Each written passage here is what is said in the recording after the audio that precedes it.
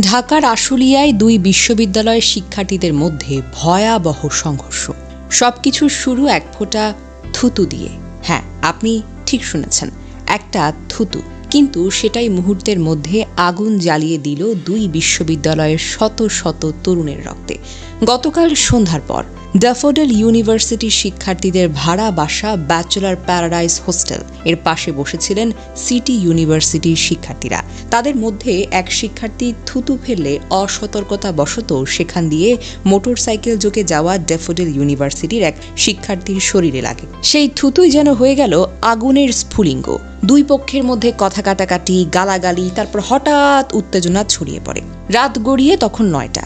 City ইউনিভার্সিটির প্রায় অর্ধশত শিক্ষার্থী দেশি অস্ত্র, রড, ইটপাটকেল হাতে ড্যাফোডিল শিক্ষার্থীর মেসে হামলা চালায়। চোখের পলকে ভাঙচুর, আতঙ্ক আর চিৎকার। খাগান এলাকা যেন যুদ্ধক্ষেত্রে পরিণত হয়েছে। কারো মাথা ফেটে গেছে, কেউ দৌড়ে বাঁচতে চাইছে, কেউ আবার বন্ধুকে রক্ষা করতে গিয়ে রক্তাক্ত হয়ে পড়েছে। ঘটনার ভিডিও মুহূর্তেই ছড়িয়ে পড়ে সোশ্যাল মিডিয়ায়। ড্যাফোডিল ইউনিভার্সিটির শিক্ষার্থীরা তা দেখে যেন উত্তেজিত হয়ে পড়ে। হাজারো শিক্ষার্থী ঘটনাস্থলে জড়ো হয় আর একযোগে সিটি ইউনিভার্সিটির দিকে অগ্রসর হয়। ইটপাটকেল উড়ে যেতে থাকে দুই পক্ষের দিকে। পাল্টাপাল্টি ধাওয়া শুরু হয়। রাত জুড়ে চিৎকার, কান্না আর আতঙ্কের শব্দ। একটা সময় বোঝাই যাচ্ছিল না এটা বিশ্ববিদ্যালয়ের শিক্ষার্থী নাকি রণাঙ্গনের সৈনিক। রাত বাড়ার সঙ্গে সঙ্গে উত্তেজনার সীমা যেন ছাড়িয়ে যায়। সিটি ইউনিভার্সিটির এক শিক্ষার্থীকে মারধর করা হয়। এরপর ড্যাফোডিলের কিছু শিক্ষার্থী সিটি ইউনিভার্সিটির ক্যাম্পাসে ঢুকে পড়ে। সেখানে দাঁড় করানো বিশ্ববিদ্যালয়ের তিনটি বাস একটি প্রাইভেট কারে আগুন ধরিয়ে দেয়। জ্বলতে থাকে আগুন, ধোঁয়ায় ছেয়ে যায় পুরো এলাকা। একটি প্রশাসনিক ভবনও ভাঙচুর করা হয়। এমনকি দুইটি প্রাইভেট কার, একটি মোটর সাইকেলও ভস্মীভূত হয়ে যায়। রাত 3:30 পর্যন্ত চলে এই ভয়াবহ সংঘর্ষ।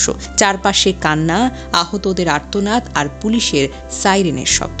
ড্যাফোডিল ইউনিভার্সিটির প্রক্টর শেখ মোহাম্মদ আলিয়া বলেন, আমাদের 1.5 শতাধিক শিক্ষার্থী এখন আহত। এখনও 9 জন শিক্ষার্থী সিটি ইউনিভার্সিটিতে আটকে আছে। আমরা বিষয়টিকে সমাধানের চেষ্টা করছি।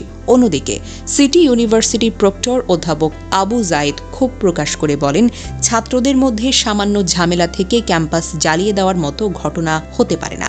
এটা পরিকল্পিত বলে আমার মনে হচ্ছে। আমাদেরও 1.5 শতাধিক শিক্ষার্থী এখন আহত। ড্যাফোডিলের external affairs director Syed Mizanur Rahman বলেন, অসতর্কতাবশত থুতু ফেলার পর শিক্ষার্থীরা সরি বলে। বিষয়টি তখনই সমাধান হয়ে গিয়েছিল। কিন্তু পরে রাতে ড্যাফোডিলের মেসে হামলাটা সম্পূর্ণভাবে অনাকাঙ্ক্ষিত।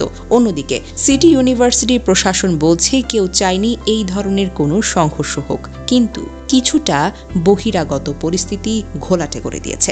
সবকিছু শুরু হয়েছিল একটু থুতু দিয়ে, কিন্তু শেষ হলো 1.5 শতাধিক তরুণের রক্তে। আগুনে পুরল বিশ্ববিদ্যালয়ের বাস, গলে গেল স্বপ্ন, নষ্ট হয়ে গেল দুই প্রতিষ্ঠানের ভাবমূর্তি।